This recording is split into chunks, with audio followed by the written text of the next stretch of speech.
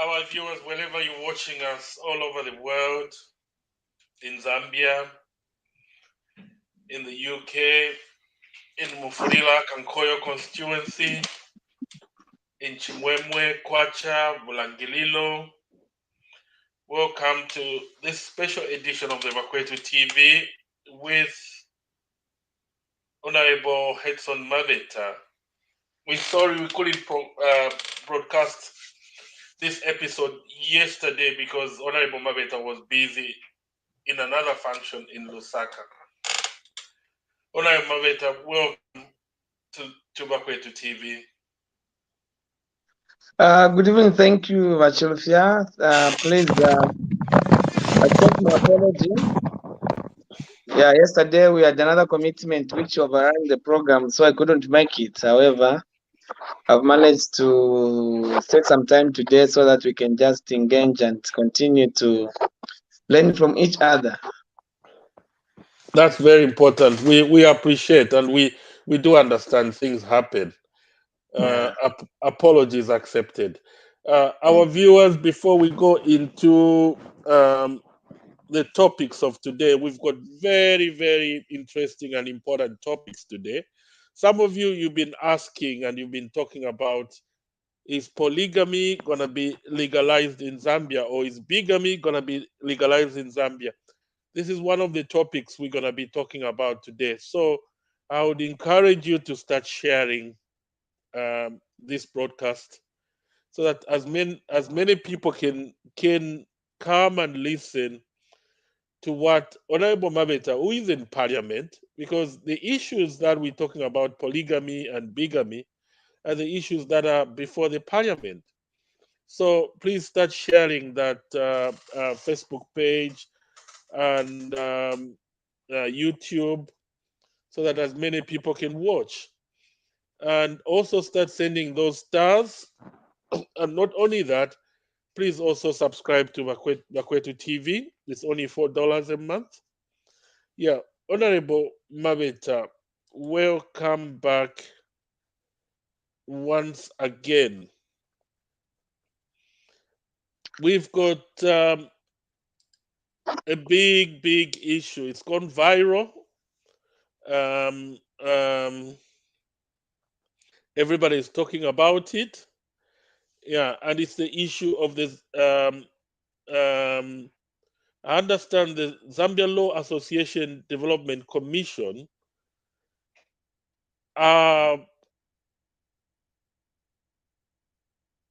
I've got a mandate to, and the other ones, it says the primary act that codifies criminal offenses and provides for their correspondence penalties is the Penal Act 87 of the laws of Zambia.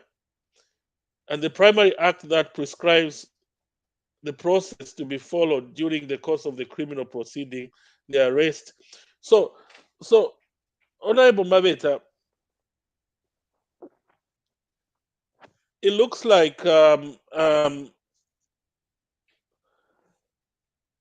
is a bill before the Parliament to review the Penal Code. Is that correct? No, there's no bill, Chilufya, which has come to Parliament yet. What happened is that in 2011, through the late Honorable George Kunda, may he so rest in peace, he set up a commission of inquiry which was looking at some laws which are against human rights and some laws which were not in line with our democracy. Because when we attend democracy, obviously there were some laws which were supposed to be repealed to accommodate the democratic tendencies.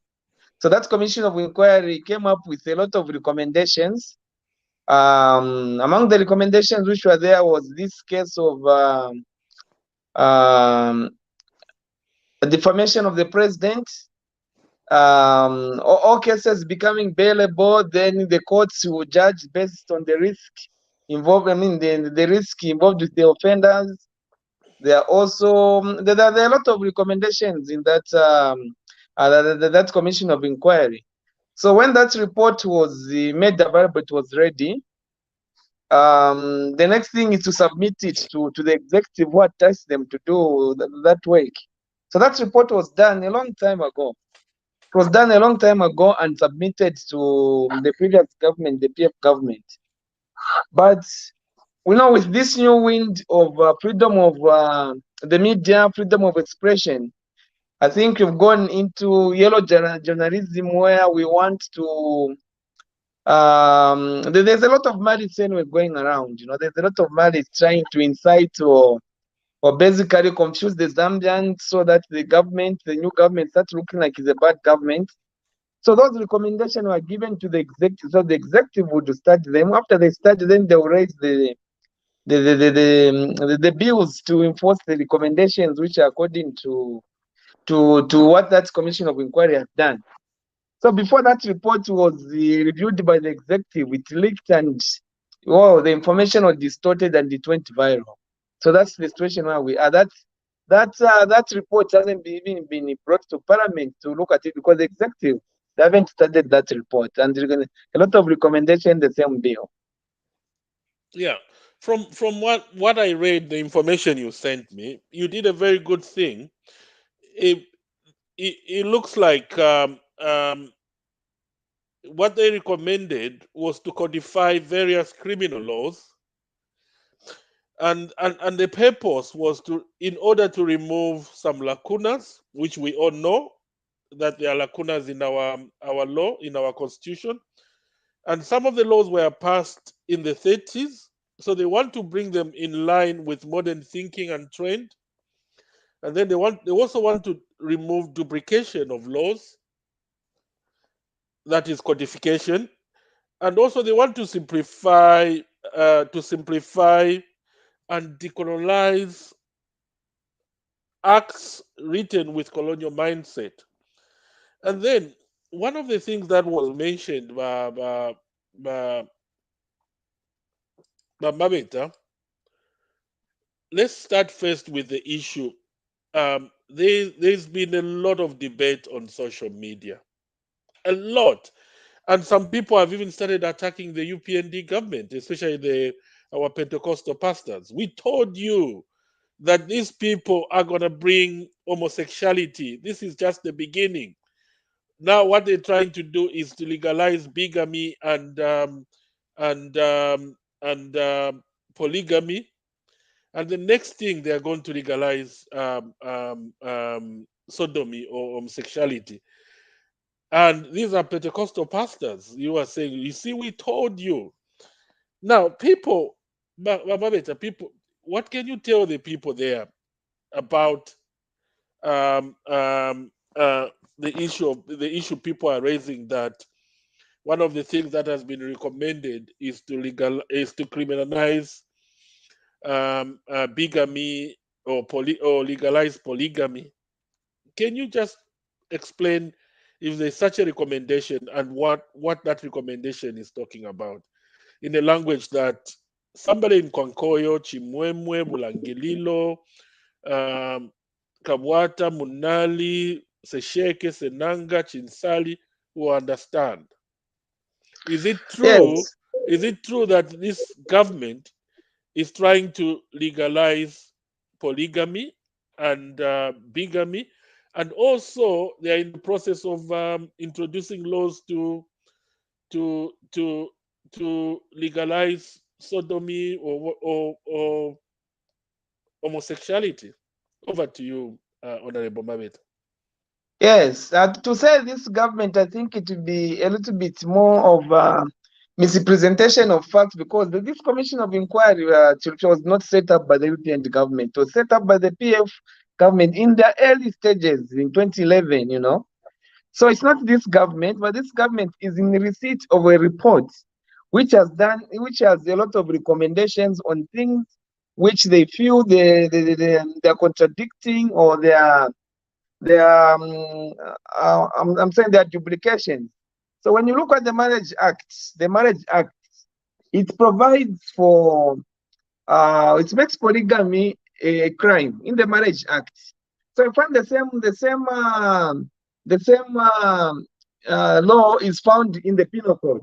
So the commission recommended to say there's a duplication here. Since in the Marriage Act this law is already there, there's no need to have it in the Penal Code as well.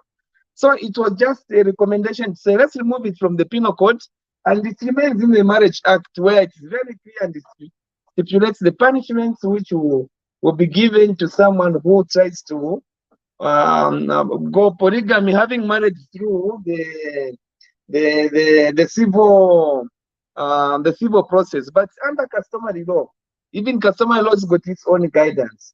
So these recommendations were just there to reduce the, to remove the duplication on this issue. But however, as you have seen, we are I think the challenge we are facing as UPND obviously is it's the first government which is coming to government when social media it's at its best, when social media has peaked, when social media has overtaken any other form of the media. And obviously the issue of freedom of expression, where you say no, we shouldn't respond to social media stories, it's unethical to respond to social media, but social media has become part of our life, it's way of our lives. So there is quick manipulation of information to paint the government black, as you say, to say this is what we are telling you. This is not a UPND project. It's a project which was started in the PF, and the UPND is the receipt of the recommendation of which the executive, they are going to sit and choose what can be implemented and what cannot be implemented. Already there's so much cry about defamation of the president. We have a lot of cases of people who have defamed the president, but even as we don't support those as defamation because it's individuals expressing themselves, but there's a law already. So in that recommendation is the recommendation of removing that clause of defamation of the president. But the focus is just trying to paint the UPND black, We have this case of motor vehicle theft, which is unbailable, which was meant to criminalize the late president, Michael Sata. That case was just meant to criminalize him, not to make a theft of motor vehicle non-bailable. So there are a lot of cases which want in this recommendation, which needs to be reviewed to ensure that they are given the human face. So this issue of polygamy is just one way of getting back to the government, which they know to say social media is putting them under pressure. And we find ourselves doing more of explanation of malice than planning. And that's the issue I even brought to the speaker yesterday to say we spent 2 hours talking about actually responding to malice instead of planning and implementing things which are going to develop our country. So we're spending so much time explaining ourselves instead of planning, and time is like running out.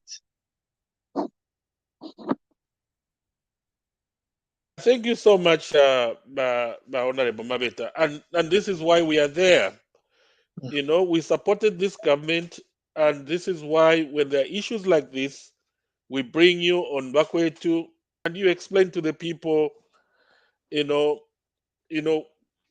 what that, all these issues, so that people, they don't listen to propaganda or lies.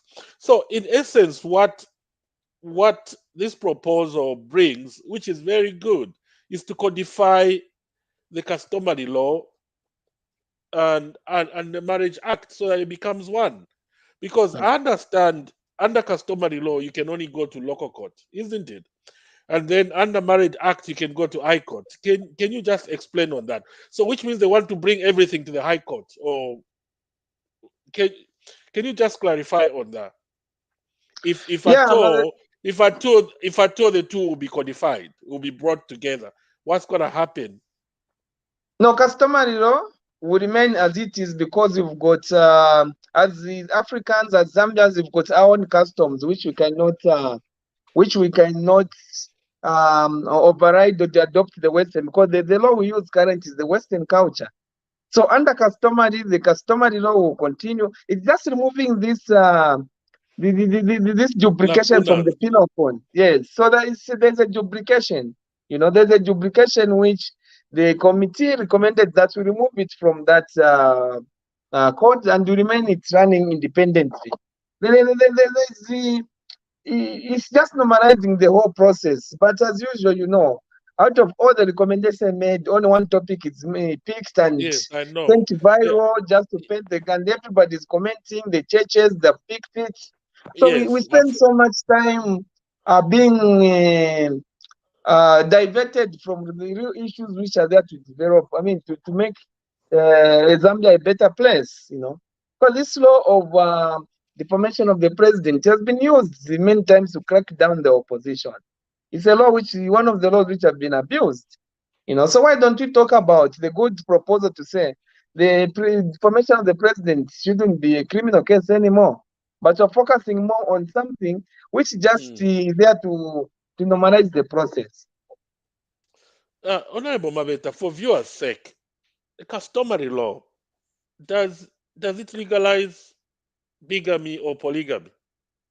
Yeah, under customary law, polygamy is illegal because we have got some customs and some culture which respect that. We have got some cultures where polygamy is part of the culture, so we cannot adopt the Western life to come and destroy those cultures. It's cultural to them, you know. There are some chiefs where a chief has to marry more than one wife as part of their ceremony, as part of the understanding. So in the cultures, there are some tribes where it is a culture. And you have to marry through customary law if you have to take that route. But if you want to take the Western route, you go through the civil marriages. Yeah, so but Honorable Mabeta, I now see where the misunderstanding is coming from. Is because this recommends that codification of laws, removing duplication and everything. So what other people thought was that by marrying the Marriage Act and the customary, which is in the Penal Code, and the customary law, which has which allows polygamy. Now they were saying now the Marriage Act is going to allow polygamy, because now you're bringing together the two separate laws together, you're codifying them. Can you just explain on that? No, there are not two laws being brought together. It's removing one law to look like it's superior over the other one, because by the Marriage Act being in the Penal Code, it was like it was superior to the customary law. So to remove it, to make it fair, so that it can be regarded, if you want to take this option, you're going this option, and these are the conditions and the terms and the consequence. If you take this option, these are the terms and consequences. So instead of one law becoming one process becoming superior to the other process, the recommendation is to make them even, to remove it from the Penal Code so that it becomes they become even. Now there's just malice, Chilufya, there's just malice to confuse us, to draw us, to divert our attention from real issues, to continue focusing on explaining and trying to understand and explaining the law.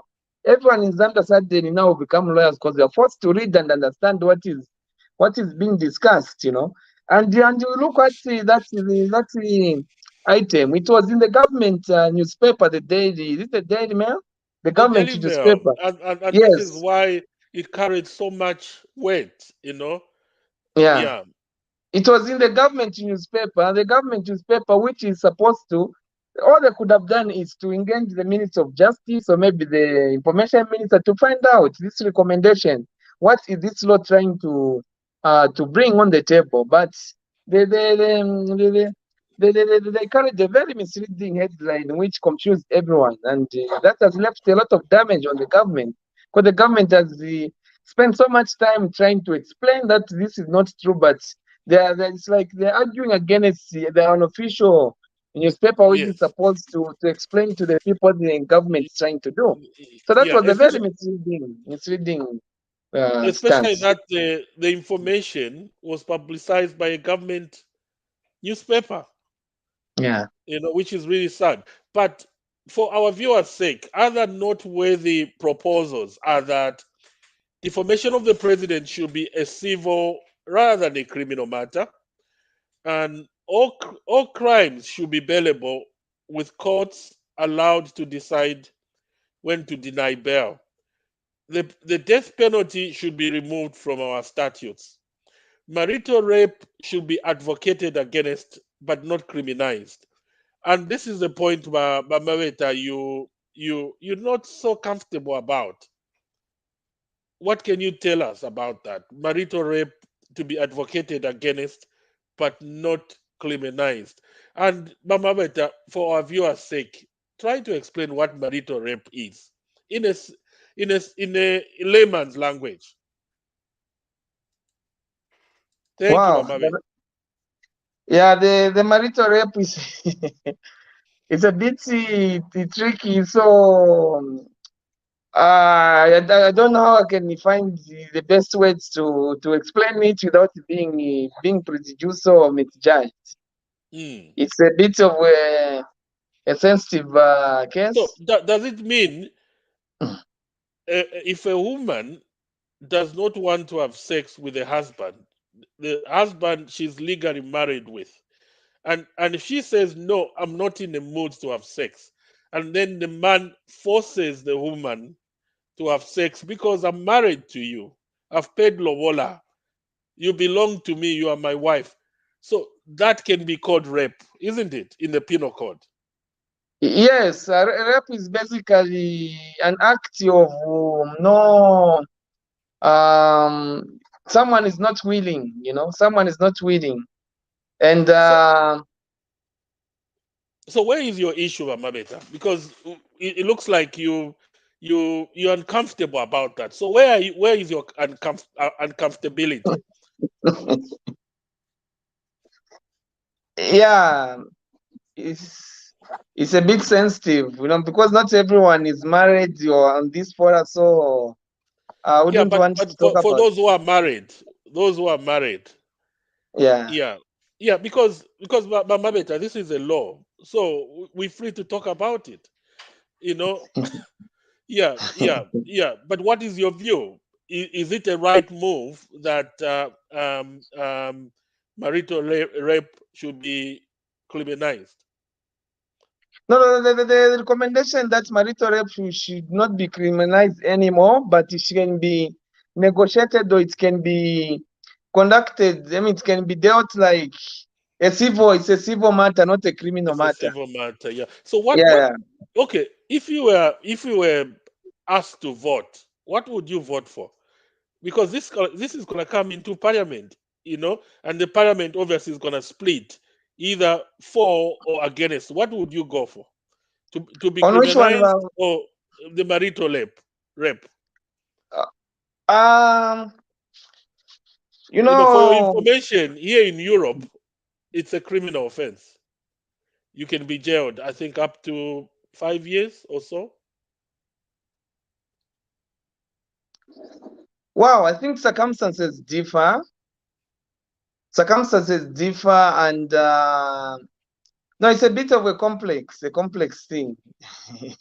It's a bit of a complex thing. I don't want to be misquoted or tomorrow Yes, I being know. in the Yes, I media know. again. So I'm trying to be as careful as possible. Yes, I Yeah, know. so it's a bit of a complex thing. So we wait for it when it comes to parliament. We debate and we make our position known Yes. when the Yeah, time comes. especially in the Zambian setup, Mm. it's a bit strange that I've never heard about it in Zambia. But here in the UK, it's very common. Yeah, I've never heard about it in Zambia, but there should have been, issues where women have reported their husbands that they've raped them. You know, yeah. But here the law is very clear.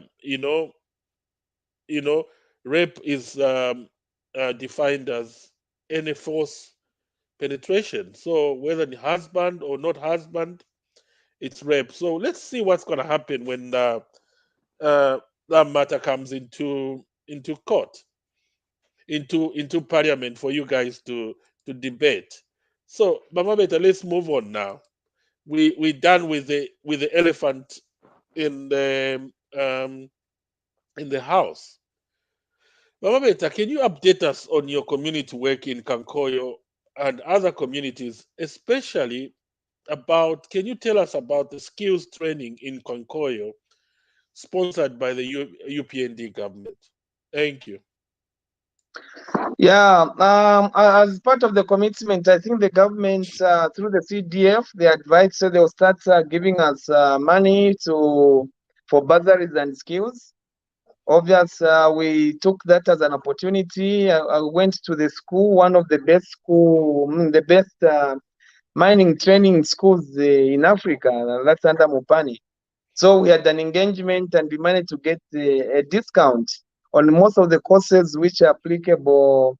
I mean, which are direct linked to production in not only the mines, but the road construction, anywhere where there is a plant and machinery. So we managed to get that understanding with the school, and they have set up some space to accommodate the youths who want to do those training. So a lot of youths have managed to get acceptance forms. They are just waiting for the port when they are going to close the application for bursaries, and we're going to sponsor quite a number of them. So this gives us at least a start from, we have a lot of Jerabos in our constituents who have resorted to theft of cables. There's a lot of thefts going around in our constituents, because the youths, most of them, maybe they don't have the means to go to colleges, to go to universities. These are the ones who don't even have the support maybe from the parents, because Kanko is basically full of retirees from the mine, or those who are retrenched. So the parents don't have the capacity to sponsor them. So once we give them these skills, they get employed. Then we are giving them a start in life to go further and develop themselves. So the school is willing, they have reserved some space. So we have quite a number of youths who have also bought in the idea. They want to develop, they want to be given a skill, which will help them also to get jobs. And we've also been talking to Zambians living outside. Zambians working in different parts of the world, because Zambians have been regarded as the most trustworthy. Zambians employees, they represent the ambassadors. They're giving Zambians as a good example wherever they are. I think even where you are at Chilufya, I'm sure Zambians are more trusted than other nationalities because of our attitudes, our ability to learn, and just the way we engage each other, communication, because there are other people who can't communicate effectively. For them, it's all about fighting. They are always finding excuses, always complaining. But Zambians, we are patient people. So that has brought a lot of attraction worldwide about Zambians working in other mines in the part of the world. So they're willing to take them in once the opportunities come and they are qualified. So they are looking at this as an opportunity to export jobs outside. So this has given us at least some programs which we are running, and the community, they are buying to say, at least this is something which we needed while we're waiting for the jobs. At least our relatives are going to be developed by the government. That's fantastic, Mabeta. I've got some follow-up questions on that. How many places have you got, and what type of courses are you offering at the moment? Yeah, we will focus more on operating of equipment, loader operating of an excavator, operating of a grader, operating of bulldozer, because we are aware to say the government is putting up in line a lot of PPE on the roads. So obviously in the road construction, you need of these operators who can operate tippers, who can operate loaders, who can operate excavators, who can operate compactors, who can operate earth-moving equipment. So focus more on earth-moving equipment, plus also due to the increase in the construction, the CDF is going to put a lot of money in the construction. So bricklaying, we've also gotten some space for bricklayers. We want to develop a lot of bricklayers, plus the carpentry and joinery, because we're going to do a lot of desks for the schools, because obviously these schools which will be building, they will need the desks for the pupils to sit on and learn. So these are the basic skills we're focusing on, which have a direct demand in the industry. But later on, we can move to skills like being an electrician, because obviously we do need to do wiring, no electronics. Although when you go into electronics, the demand for operators is higher than someone who has done electronics. So I want to focus more on the direction which the country is going, because what I've seen from the UPN government, they want to go more into production than consumption. So to produce anything, obviously we need someone who's directly involved in the actual breaking and loading of things. That's fantastic, Mabeta. And you've actually answered my next question, because I wanted to ask you, is this government wants to develop this country, wants to create jobs through SMEs.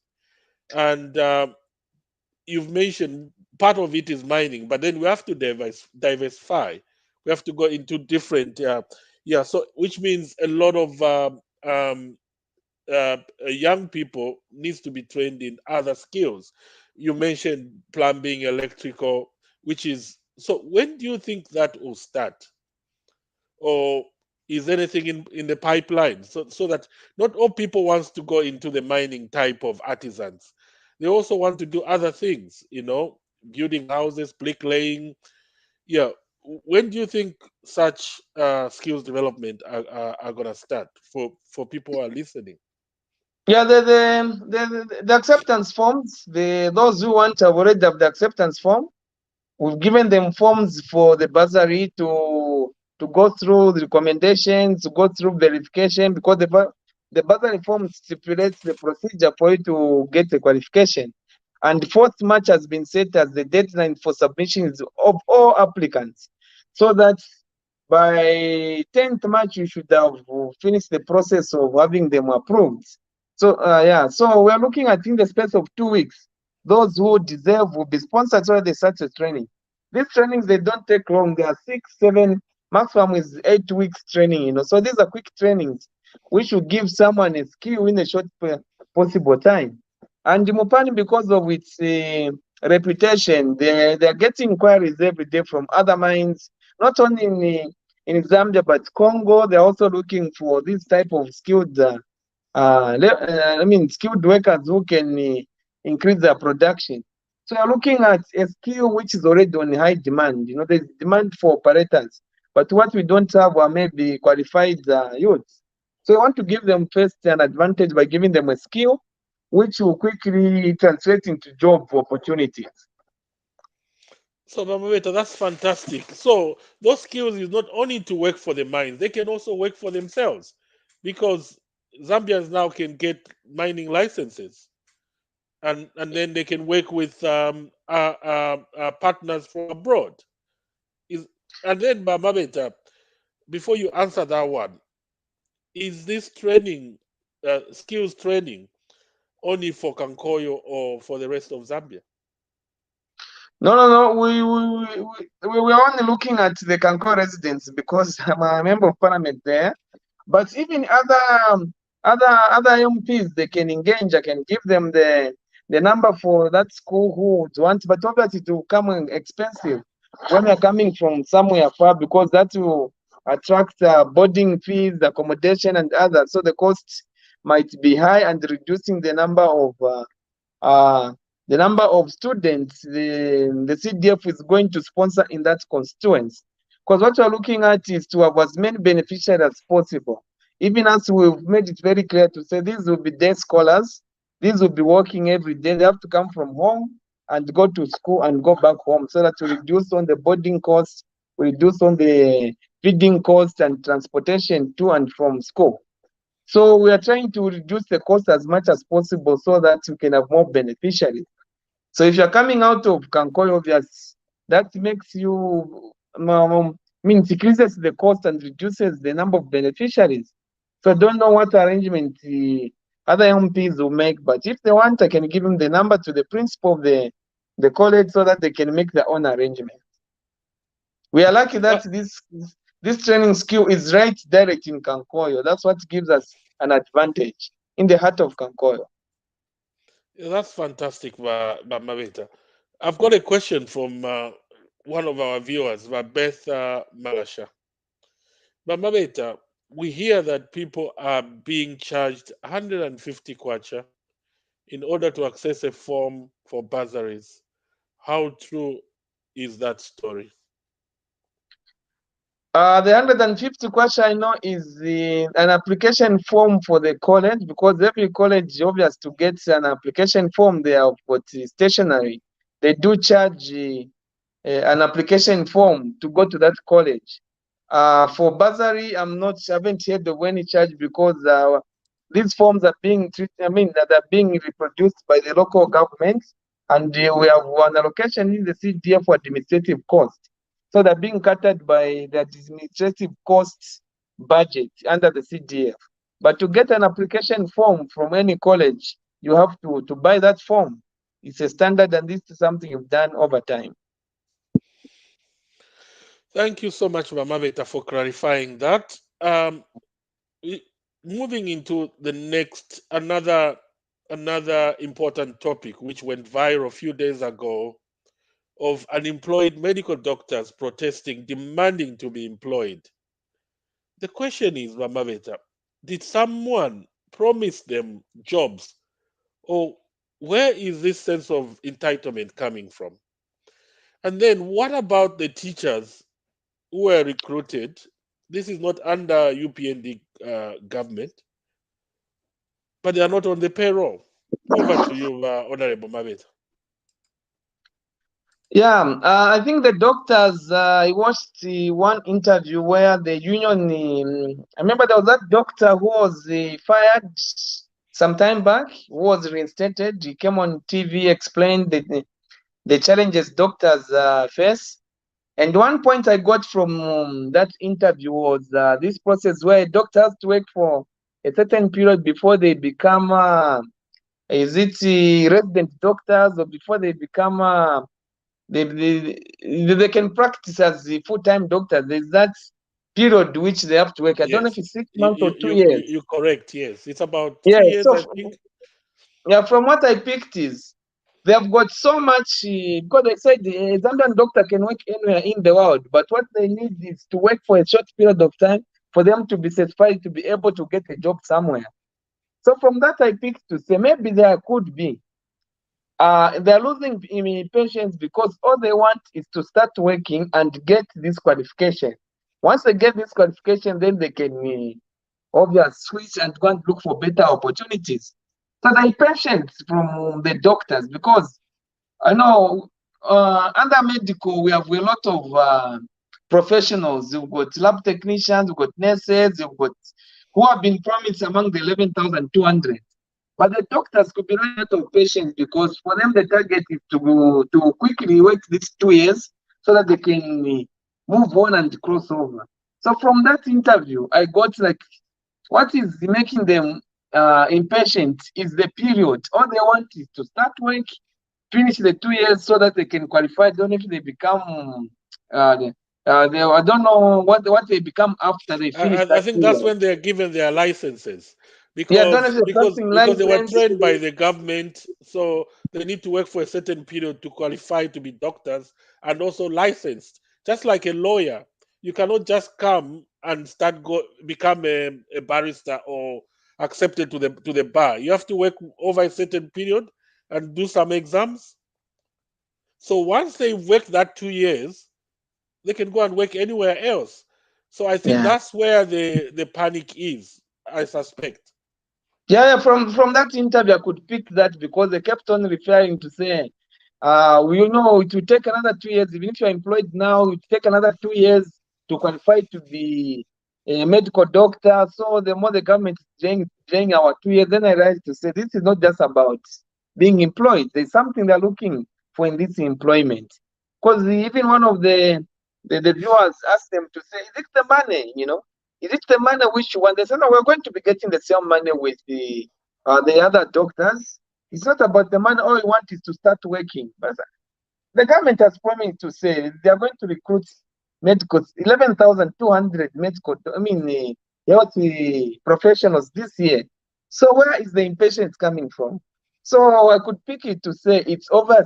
It's time. All they want is finish the 2 years, get their qualification, then they can go and or maybe they can set up their own business, or they can all they want is that qualification. That's why having this pressure and complaints from them, because I expected the doctor to start complaining when the process of recruitment has started and they are left out, you know, and they are left out. At the moment, there's no one who has been recruited. The government is still working on procedures, it's still working on modalities to ensure that the right thing is done. Like the question of asked on unpaid teachers, you know, the teachers were recruited as far as 2020, who with the offer letters given by the government, but they're not yet on payroll. No, they're not yet on payroll. What caused that? From my investigation, I realized to say whenever there was an opening, maybe an opportunity to employ a teacher, the government would decide how you're going to employ. So I find that the ministry is employing, then also the right this teacher service commission is also recruiting. So you end up having two people with one service number. Now you have two people being employed for one space, but that space is going to generate one service number with two different names. So when you go in the system will show to say this person was recruited and it's be on payroll, but there's also another person who's having the same number, hence they cannot be on the system. So now imagine you have 6,000 teachers, you have 11,200 host personnel with such problems. It's going to be cumbersome and it'll be total chaos. So there's still a lot of learning which is being done to avoid what happened in the past. But this impatience, obviously, is driven. There's something motivating them than what we may know. Mabeta, some follow-up questions on both doctors and teachers. So we've got teachers who are employed, and I know some of them friends, relatives, and not only were they employed, a lot of people bribed to get those jobs. Some were paying as much as 20,000 kwacha, and they haven't been paid for years. I've got two questions there, Mabeta. One, when they are employing the 30,000 teachers, are they going to consider those who are already employed and they are not on the payroll because they're already in the system? That's one.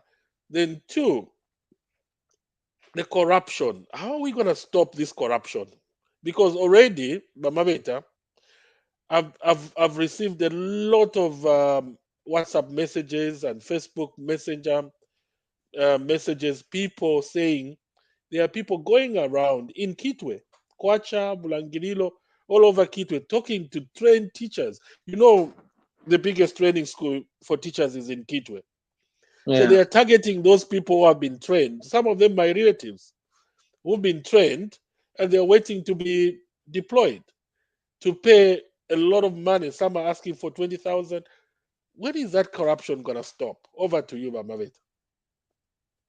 Yeah, but Chilufya, it's been a very bad, very bad status for these teachers, especially those who are recruited and they are not on payroll.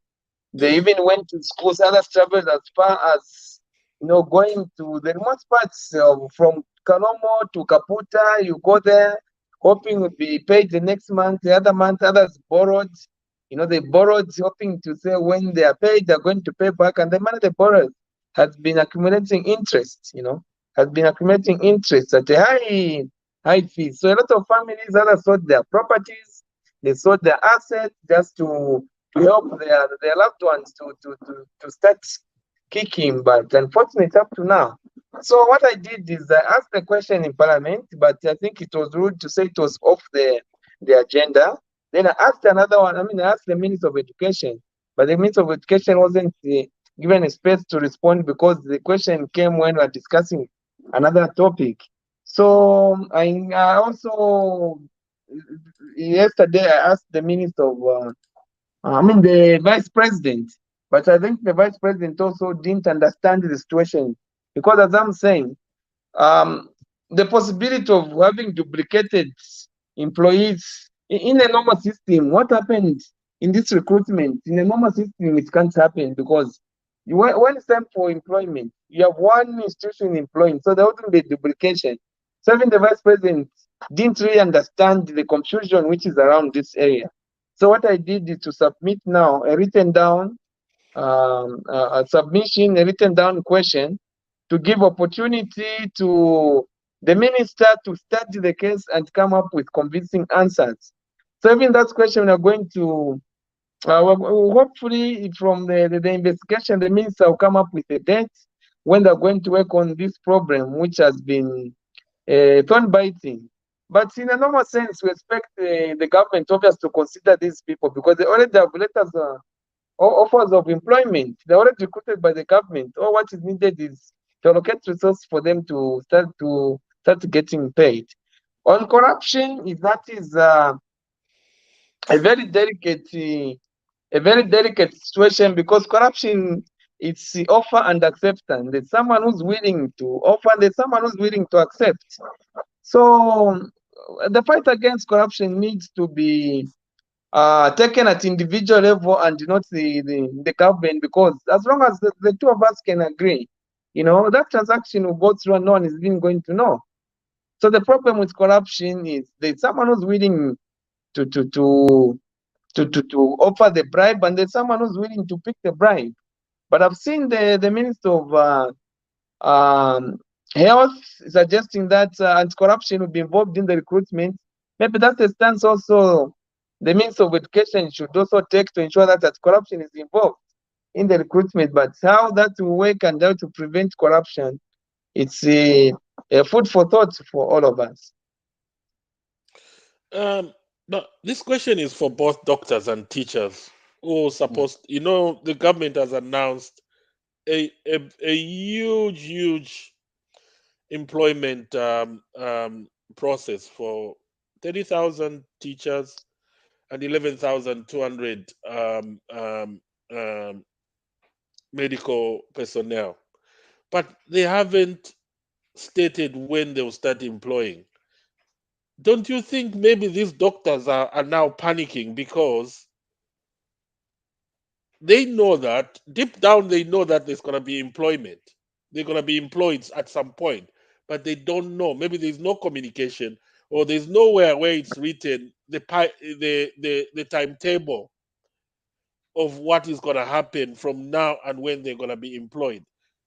When do you think the employment process will start for both teachers and the medical personnel? Because a lot of people are now panicking, that when are we going to start being employed? Over to you, Honorable Mabeta. Yes, from the explanation the Vice President gave, she gave to say the process of recruitment, preparations, obviously other background, contract, and the rest.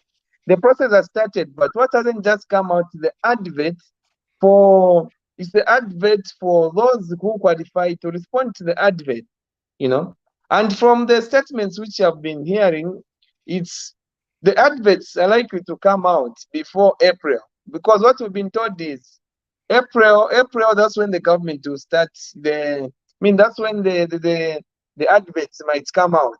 So what we're expecting is come next month, March, at least a date should be announced and a clear timetable will be given. When we met with the PS for education, we advised to say the Minister of Education will be coming to Parliament to give a ministerial statement on the clear roadmap on so many other issues affecting the ministry. Because even the ministry have got people are promoted, but their salaries haven't been adjusted. You've got teachers who have upgraded their qualifications, but they're still doing lower level jobs. So the minister is coming to give a roadmap, and which we hope it can be done as soon as possible. Next week will be in March. So we expect the ministers to come and update the Zambians so that we can also give an opportunity to question the ministers, because when they give a ministerial statement, they are given an opportunity to question them and clarify on on these so many other issues. So before those ministerial statements are given, we'll all just be speculating. Because even what I'm saying now is just speculation. There's no official written document to qualify to say this is the government position. So when they bring the statement, that's when we'll be able to question. And what it says on the floor is a government assurance. When a minister gives a statement in the parliament, those statements become official and will start making follow-up based on the assurances the government has given to the Zambian people. Yeah, but Mabeta, for the sake of your Kankoyo residents, people who voted for you, there must be some people who are trained medical doctors or trained medical personnel waiting to be employed. and also teachers. Uh, do you think there should be constant communication from both Ministry of Health and Ministry of Education, or rather through the Ministry of Information, for these people to be updated on what is happening, or even the roadmap, you know, to be communicated how the roadmap is going to work from now and when they will be employed. Over to you, Mamawit.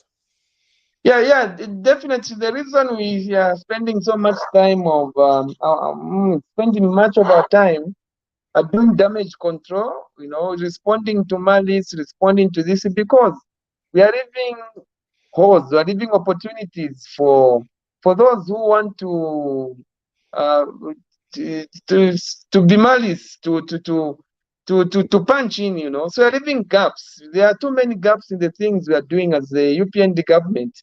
We are not coming up with a roadmap, because the roadmap at least will give you space, or give the person expecting some response to someone when they put them under pressure to say, but according to the government, this is what they're working on. When you miss those deadlines on the roadmap, you come back and explain the challenges you have, and when people need to expect things. I think we need to be bold enough and be able to give roadmaps. Let's have roadmaps on when things, especially issues which are affecting a lot of people, things like drugs in hospitals. We need to give a roadmap to say we've started the procuring.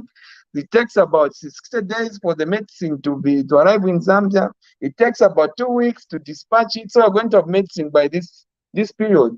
But when you just leave it blank, or you leave it open, you're giving opportunity, obvious, to those who want to attack the government to punch in the line. All we need is a roadmap. And the earlier we have the roadmap, the better for all of us to be able to respond to so many citizens who keep on. You're right, Chilufya. I keep on receiving text messages, phone calls. Can I give my application to this? Can I give the counselor to this? So I keep on guiding to say there's no way you can respond to. I mean, you can give an application over a job which haven't been advertised, because you have to respond to an advert. How do you know you qualify for that? For that opportunity, because even when that advert comes, it's going to be specific. We don't know what criteria the government is going to use to ensure that even those who could have graduated as fast 2009 are catered for. So are they going to start with? Are they going to go for merits? Are they going to go for the year when you graduated, so that those who graduated the long term, they are not left up? And we don't know the criteria the government is going to use. So if you give me an application, where am I going to take it? So what we need is a roadmap in everything we are doing. That will help us a lot.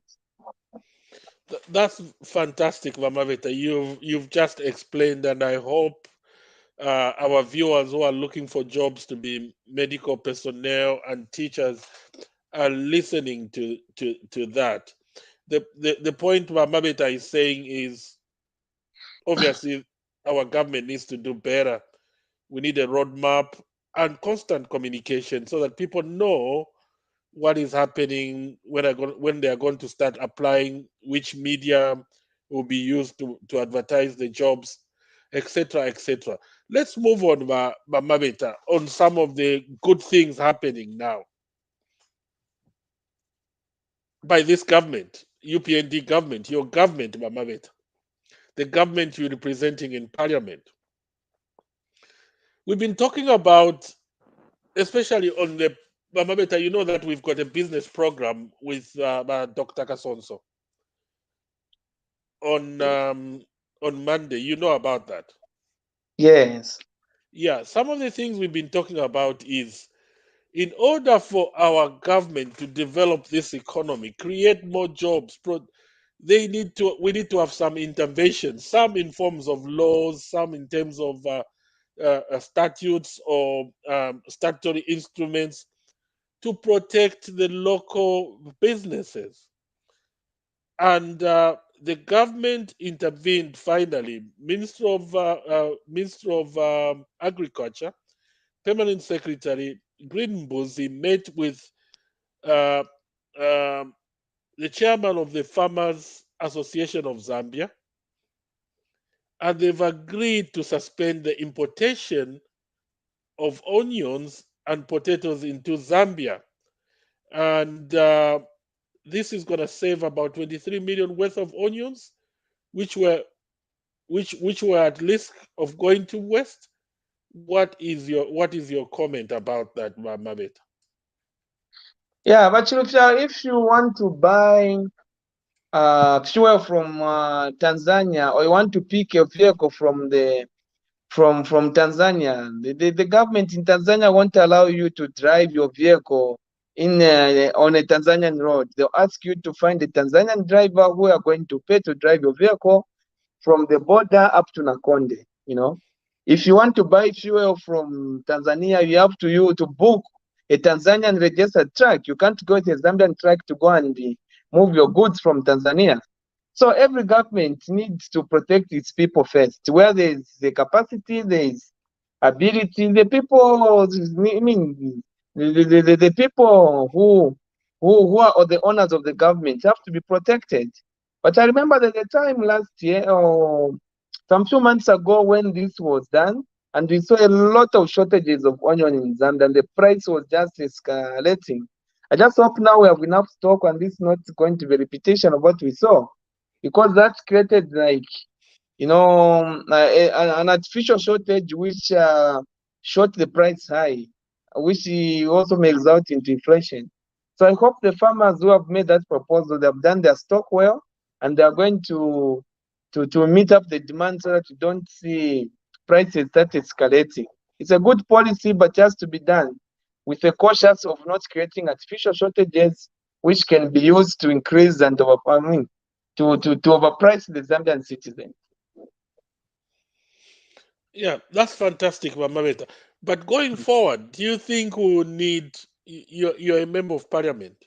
Do you think we need some laws, to enforce some laws on similar interventions to protect local businesses going forward?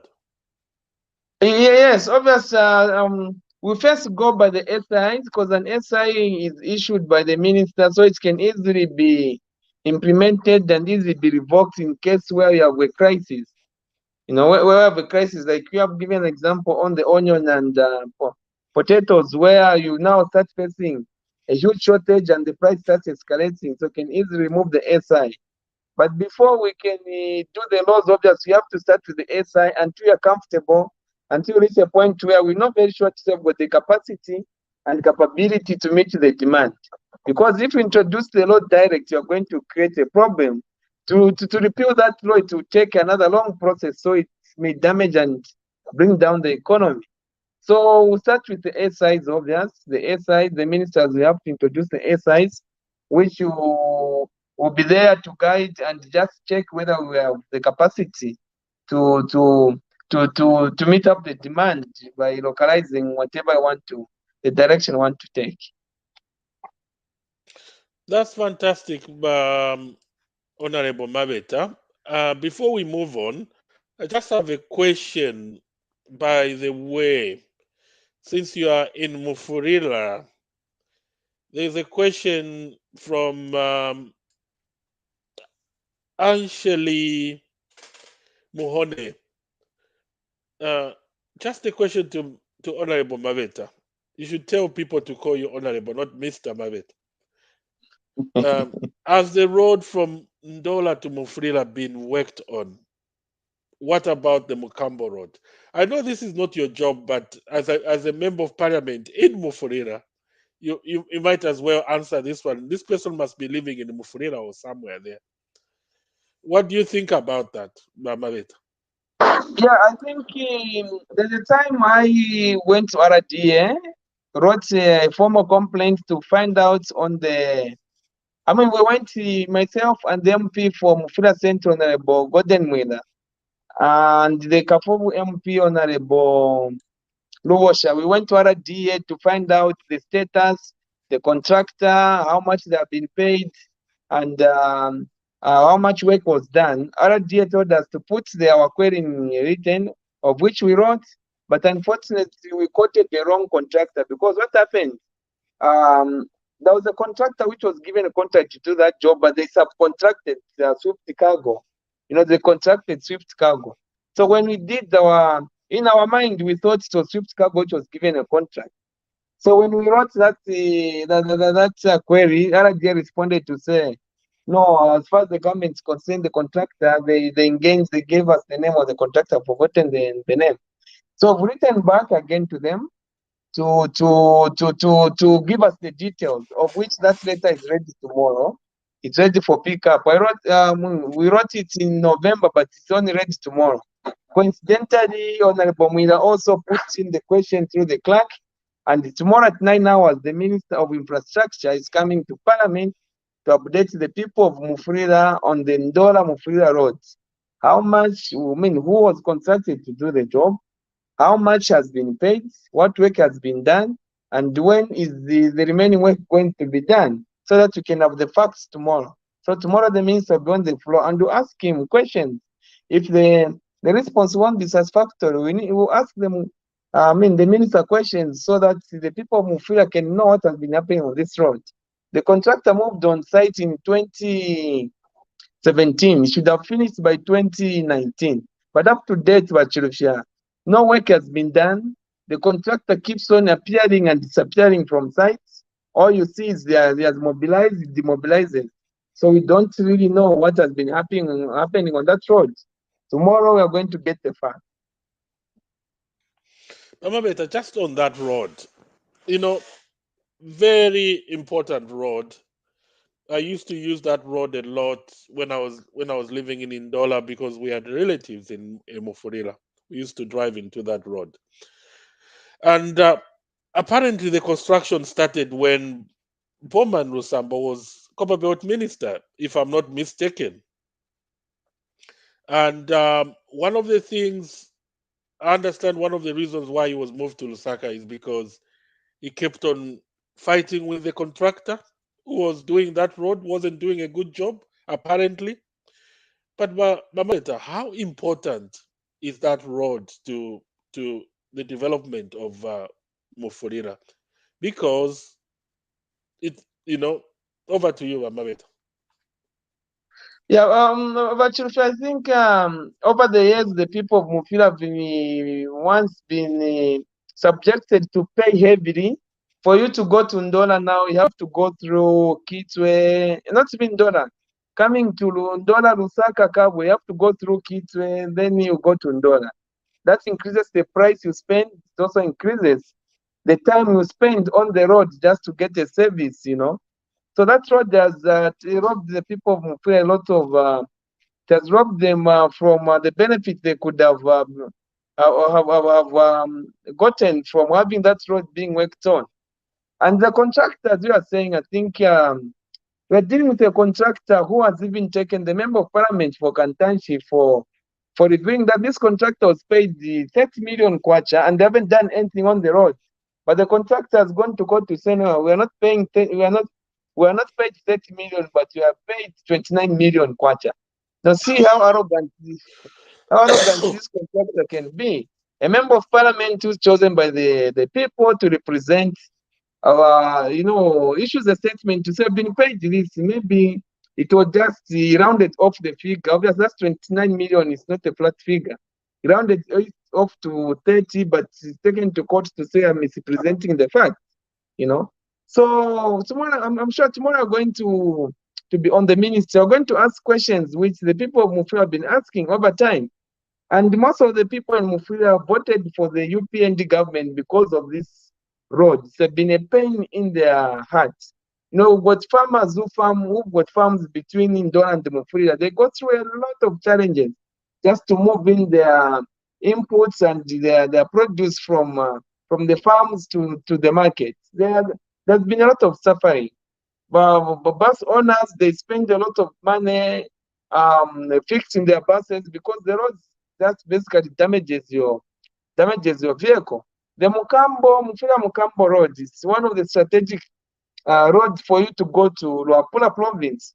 So that road is the hell. Just the other day I met one of a person who's got a parent who lives in the other part of the town, and they have to go through this road to go to the hospital because their parent has got an illness. So every time they're going to the hospital, the patient is in pain, you know, because of the status of the road. We've got mothers who need maternity services. They have to go through this road going to the hospital. They keep on, I mean, they endure a lot of pain because the road is so bumpy. Sometimes you need to use a motorbike. Now imagine someone who's so pregnant, they are in their last days of their pregnancy and they have been put on a motorbike and they have to observe the bumpy road. It's hell for the people of Mufulira. They have suffered, and tomorrow we're going to ask the right questions and ask the minister to make the right decisions on this road. I think Mabeta, you're doing a good job, and people will thank you in future, because people voted us into power and you as an MP to sort out some of these issues, because this Mufulira Ndora road and Mokambo strategic roads, and they haven't been dealt with for so long. And I pray the way you're working with other MPs, I've no doubt this matter will be sorted out as soon as possible. Let's move on, Mabeta. Let's move fast. I know you're a busy man. We're running out of time. I think we've got only a few issues we will talk about, and we finish. One important issue that happened this week is the suspension of issuance of mining licenses for 30 days. What do you know about this, and how significant is this suspension? Over to you, Mabeta. Wow, there's been a lot of there was total chaos, Chilufya, in that ministry. I've tried to visit to I've been there. I've engaged the new boss there at the cadastre. When I got there, because I've been trying to legalize the silica business in my constituency, there's a portion where there's the silica mining for the community. So they've been mining using an exploration license. So I've been there to see how we can help them get the mining license for them to, for that mine to become legal and to give them a better yield on their better yields on their investment. But what I found there was total chaos, Chilufya. You know, one person owns half of the mining licenses in Zambia. Those mining licenses haven't been paying fees, they haven't been paying area charges. They haven't done they haven't done on anything. They keep on holding to licenses which they are not using to do the actual exploration. Some licenses were being duplicated in the system. um, it's showing to say this area there is already someone who's been given an exploration license, but they delete that, they issue to someone else. So we have two people owning two licenses in the same area, because in the system there's one name, on the actual license there's another name. So there's total chaos in that. So the minister, I think, was brave enough to suspend so that they can clean the system and bring it back to normal. So in the mining department, there was a lot of, I'm sure once the report comes out, we are going to be shocked the amount of corruption which was going through that department. Mining licenses were issued without following the laid down procedures. Someone will start mining before they can do exploration. So there was total chaos. That's fantastic, Mabeta, and I'm glad you're doing all that work for the people of Kankoyo. Not only people of Kankoyo, people of Zambia. Um, it will be good if that report comes out and we come and discuss it one of these days. But Mabeta, mining is very important, and part of UPND policy is to make sure that more Zambians are involved in mining. Of course, in partnership with investors. And do you think there's so many Zambians currently having mining licenses, and why? Well, the biggest challenge with mining is exploration, because exploration is very expensive, Exploration is like shooting blindly. All you do is you suspect there is gold in this area. So to drill to find that gold before start the actual mining is quite very expensive. And that's where most Zambians, I mean, that's what makes it, I mean, that makes us disadvantaged because what you don't know, you can't invest money in a business you don't know whether it's going to be give you back your yield or you're going to lose the money. So on exploration, I think maybe the government needs to do more. The government needs to set aside more money on exploration so that Zambians don't I mean, the reason we are left out is we don't have the money to invest in exploration. So maybe the government should explore when they find they find what can be mined or a mineral which is marketable, then they sell that mine to the Zambian who should find a partner to partner with someone who's got the capital injections, because mining is it's a capital intensive project. So exploration is what has made the mining to be a challenge to many Zambians. You don't have the money to invest in exploration. Just drilling one hole can cost you as much as $150 per meter, but you have to dig as far as 500, 1,000 meters down. You know, you continue drilling, looking for something which you don't know whether it's there, and you lose such amount of money. So to Zambians, it's advantage because you don't have the money to lose to invest in exploration. But if you listen to HH is saying once licenses are given to Zambians, which means obviously they know that there is copper there, there is gold there, and then Zambians can now bring, because you've got the land, you've got the license, then you can bring now partners who will bring in capital and then work with you. Yes, but those partners, Chilufya, will look at an exploration report. You know, they will look at an exploration report. Very few businessmen would want to go into the explorating part because they don't want to lose that money. It's very easy to assume, but to know exactly the quantities, to know exactly what is available, to know the grade, you know, you need to break down the rock and go and hit the actual mineral you're looking for. So that process requires the exploration and the drilling. So the biggest component of mining, it's not the actual mining, is to determine what you're going to mine. And that's where Yeah, exploration comes in. is it not geological report? Yes, the Yeah. report which shows the Mm. content and the value of Yeah, the you know, precious a lot minerals. of Zambians can do that. We've got a lot of Zambian experts in mining engineering and minerals. They can do that. So once you've got all that paperwork, all you need is an investor.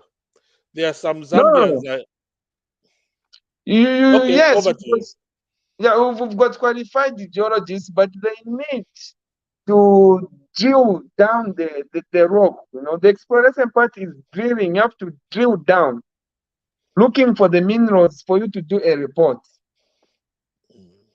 Okay, that's fantastic. Then which Yeah, means so that's the the part role I of the think. government is to facilitate, isn't it? Yeah, the government should take up exploration because it's a risky business. No one is willing to go into that area because we don't have the capacity to lose money. But if you don't have Zambians, we barely live on a hand to mouth. You know, what you earn, you eat. What you earn, you pay bills. What you earn, so you don't have the money which you can invest in exploring, and you lose that money because you can drill with 1,500. Well, you spend $150 per meter, and you find there's nothing. There's that possibility to find that there's nothing in that area you're exploring. So exploration is what has limited Zambians' participation in the mining. But if there's a report with an assurance to say, for sure there is gold in this area and these are the quantities we are looking, it's very easy to sell that idea to someone who can partner with because of the information. Now, having the information is the most risk part of mining. Okay, that's fantastic, Honorable Mabeta. And we've been joined by one of our Bakwetu family crew. Wo Mukelebai, welcome to our program. Thank you so much, Bo Chilufya. Bo Honorable Muchoani, good to see you. Misha, muzwire ande. Muzuri hande.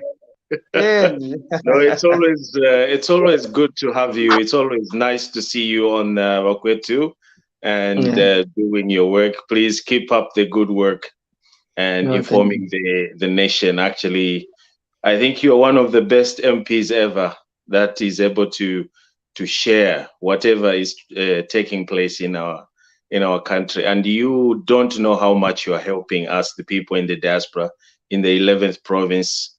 We are enjoying so much because of people like you, because we are well informed. We are not getting tabloids or rather propaganda. We get it from the horse's mouth, the member of parliament. So for us, it's a blessing. Thank you.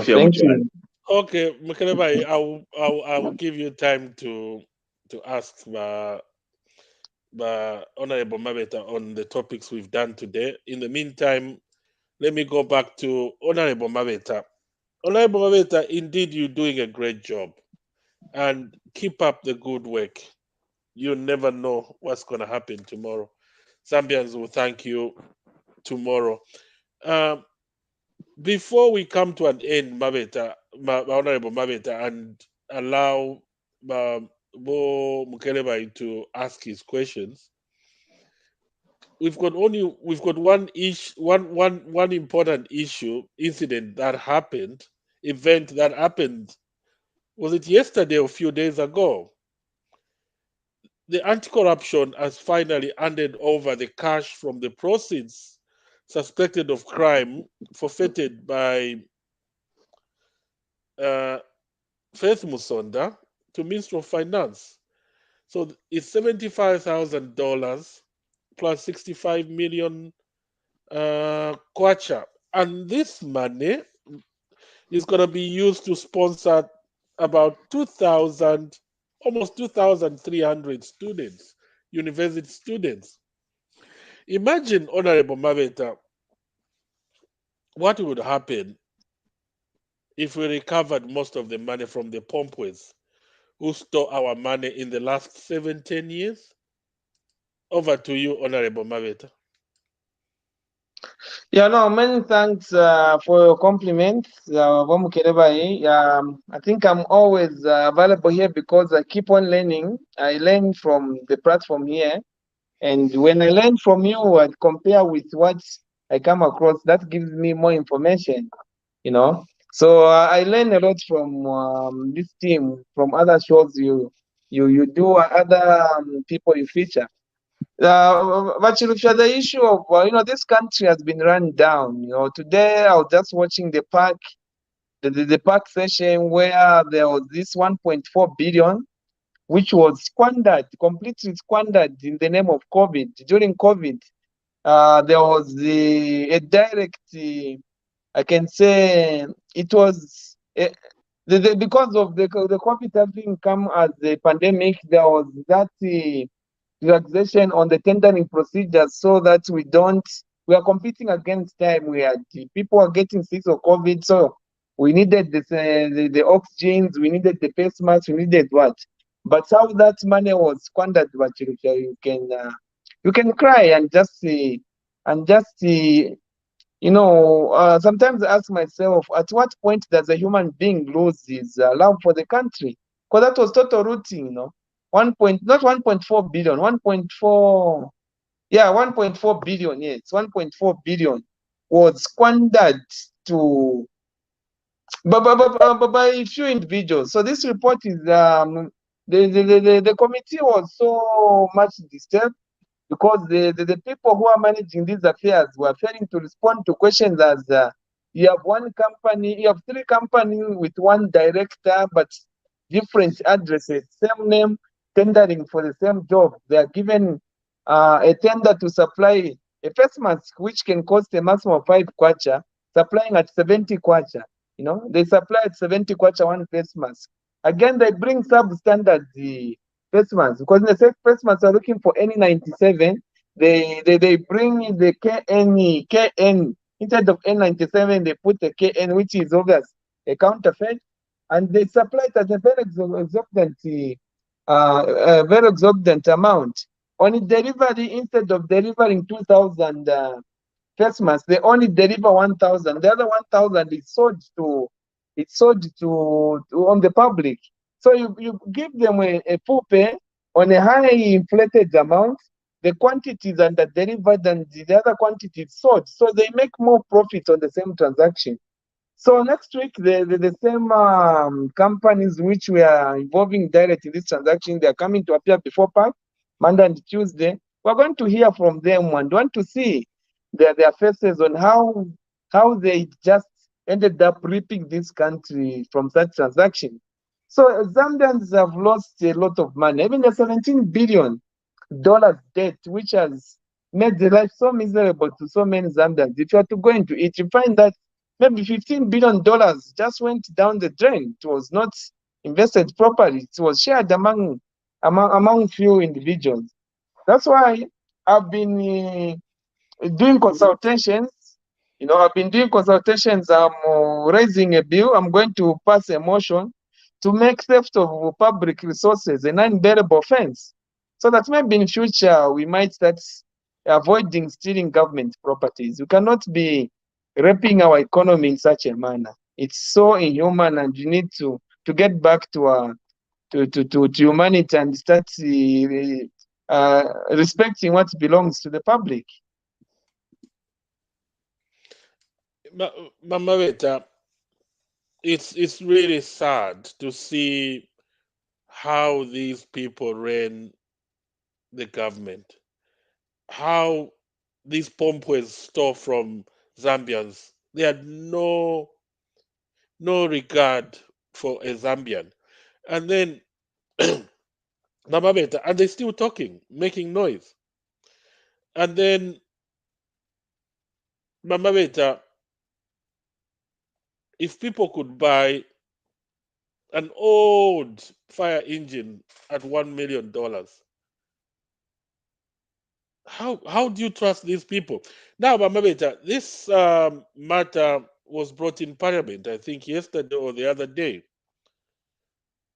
And Honorable Nkombo was asked in Parliament to update the Parliament to bring about the 42 fire trucks, which is I believe one of the biggest scandals also during the PF rule.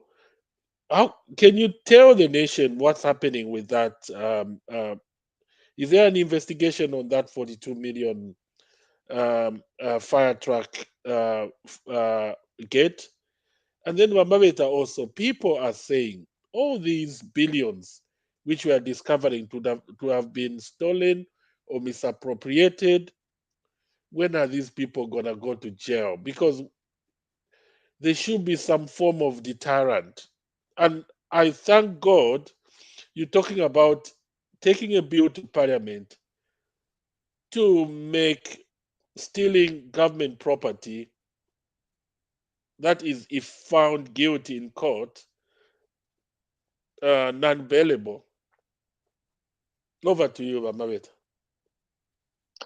Yes, after that report to update the MPs on how on the fire tenders which were bought, where they were, which district they were given, the price they were bought at, and the insurance. We found that there was a discrepancy. The fire tenders were bought for 1 million, the fire tender, but the insurance value which was they were insured against was 250,000. So that brought a lot of questions now to say how did the government end up insuring an asset bought at 1 million for 250? So that brought a lot of questions. So the speaker said no. The minister needs to be given time to go and do his investigation and bring up a ministerial statement to update us now on the transaction, because that question wasn't part of the questions which was the minister was responding to. So it's coming back to give a comprehensive report And when that is stable, that's when you're going to have more time to ask more questions. So the fire tender, it was the biggest scandal. We all know it. We know who was given that supply and who that person they are related to. For now, we shall not speculate.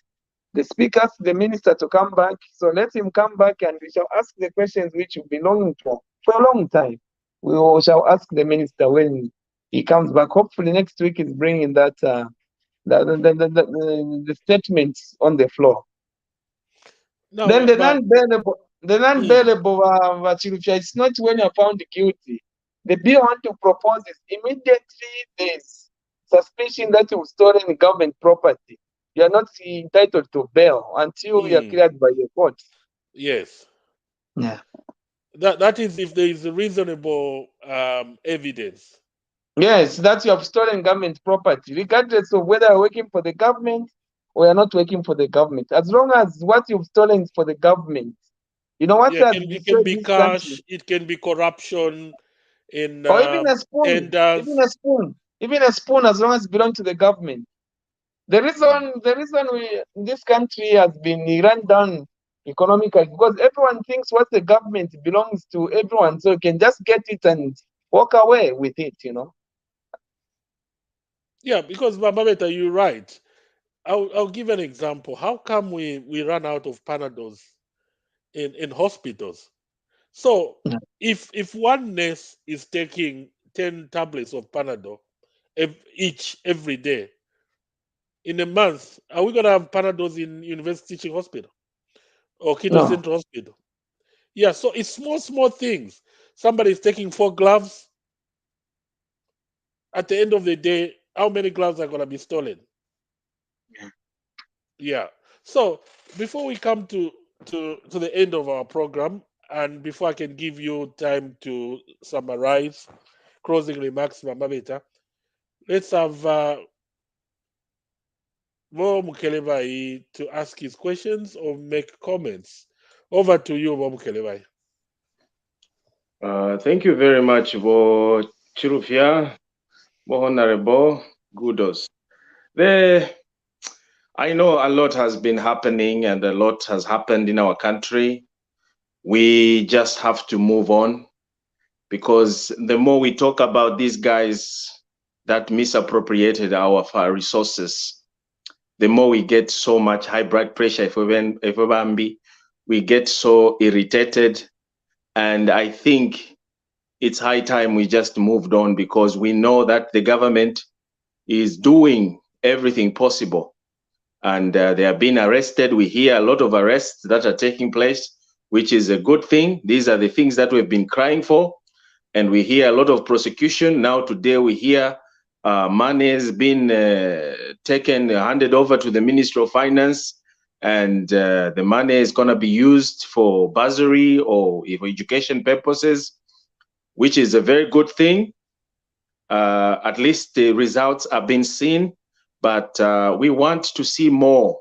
We want to hear more of convictions, unlike adjournments and signing of police bonds and bails, as you have put it.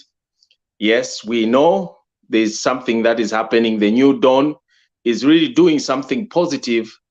It is within our within their promises that they made, and we can tell that they are busy fulfilling their promises. So we have to now talk about the new dawn, about the shortcomings and the positive things that they have done, of course, and what are the dangers, because we see, Hon Mabeta, you as an honorable, from the time you started in Parliament, what are the most challenges that you are facing as an MP in a ruling party? You know, what are the challenges that you are facing right now? How do you intend to resolve such matters?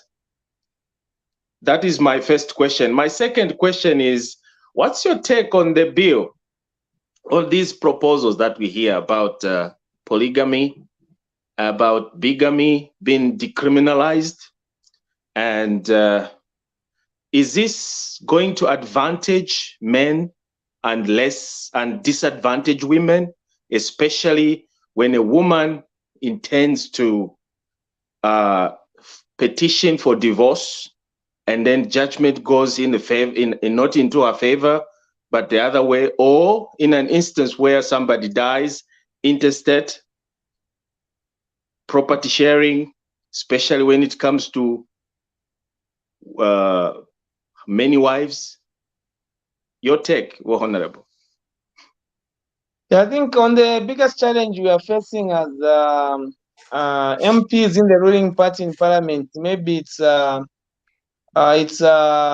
of calendars, or I can say clear programs on the policies and on the pronouncements the government has made to the Zambian people to be done. So what we need is like is a clear roadmap on how the government intends to achieve what has been planned for this year. Once we have that roadmap, it will be easy for us to make a follow-up, to remind the government, and to communicate to our members to say this is what the government is doing and when we are going to do it, and that's how it's going to be done. So if we can just be given a clear roadmap on everything which we approved in the 2022 budget, it makes our work very much easy, because our oversight role is obvious to have to remind the executive on the commitments they've made, but we cannot question them because there is no time bound to them. So that's the part which the government needs to help us so that we can start being more objective in our debates. Then on those polygamy, bigamy, I think we had the first 30 minutes we discussed. Yeah, we discussed to say there is no law which is being brought in. Those were just recommendations, and the recommendation was to remove the duplication. The polygamy laws still stands, which married through civil. You definitely are going to be guided by the law to say you cannot have more than one wife when you marry under civil, but for customary, for the purpose of culture, those have to be respected. I think we spent much time talking about that topic. Yeah. So,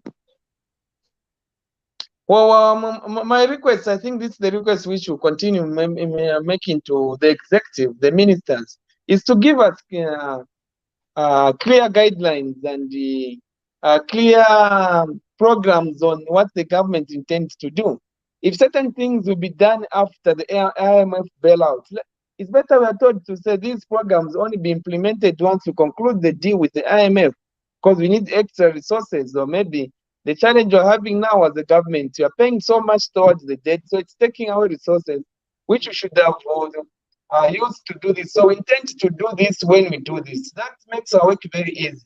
But if you continue at this page, we're always going to be responding to propaganda because our friends are picking spaces where they can punch in there and confuse the Zambia. Okay, thank you so much, Mabeta.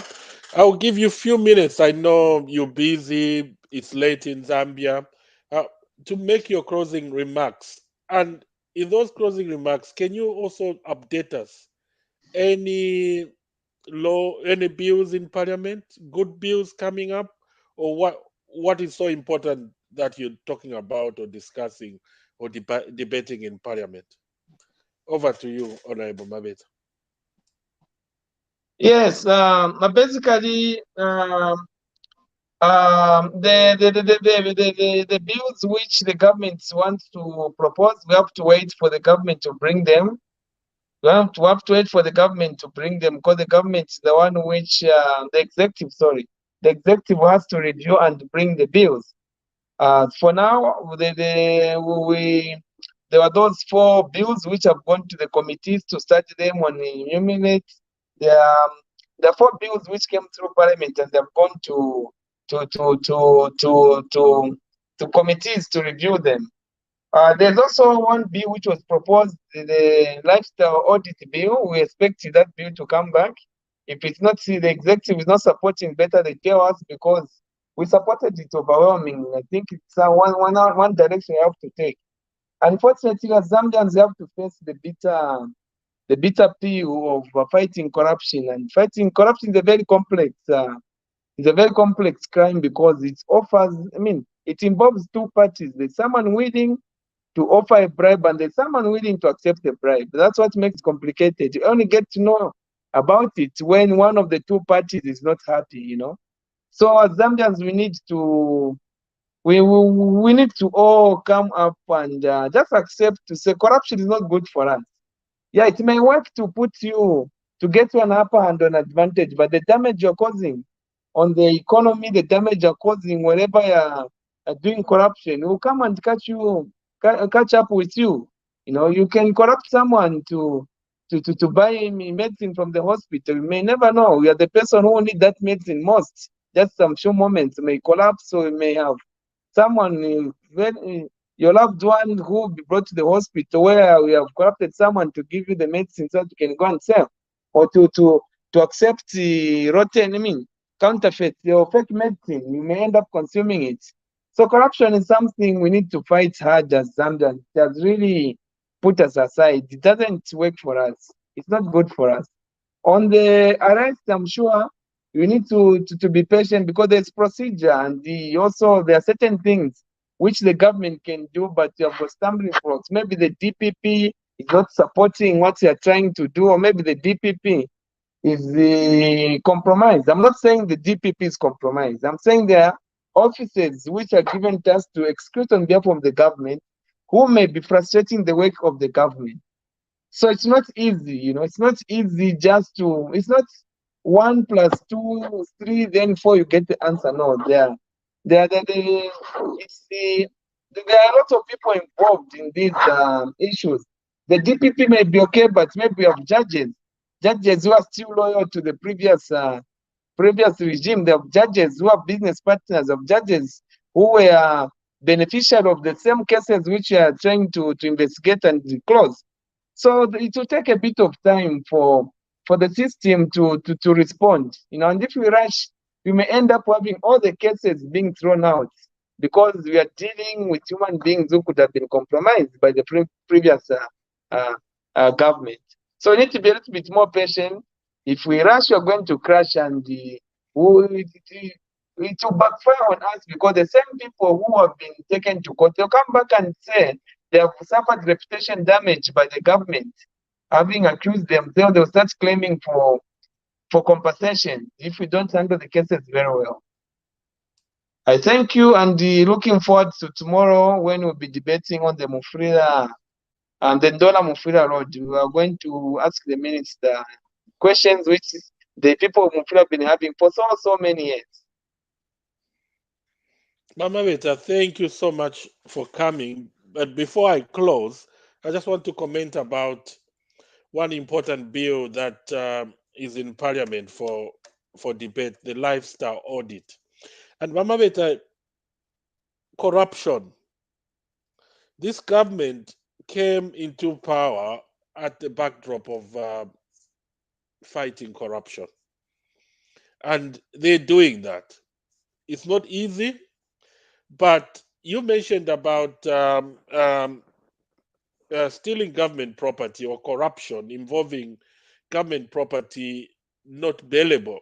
This lifestyle audit, the UK passed it in 2017, would definitely help that bill if it passed in Parliament, the bill we are proposing, because what the lifestyle audit does, Mabeta, is that once it's proven that somebody is living beyond his means, the government can go in and confiscate all the assets that person is believed to be living beyond his means. So once it's proven and somebody is arrested, then your bill, if it's an act now of Parliament, it will kick in. This person is perceived to be living beyond his means. So corruption, Mabeta, is a cancer. Imagine 65 million kwacha and $75,000 that was stolen by that was kept by just one person, a former journalist, who will pay bursaries for over 2,000 university students. Imagine if all those billions, we're talking of fire tenders, we're talking of honeybee, all that money was in the coffers. There won't be any student crying in Zambia. Thank you so much, Honorable Mabeta, once again for coming to our program. Thank you so much to come and support. Thank you so much, viewers all over the world who are watching. Thank you so much to other Bakwetu crew members who are watching, including Dr. Munsha, who was watching in the background. May the good Lord bless our beloved mother Zambia. Thank you so much. Good night and bye for now.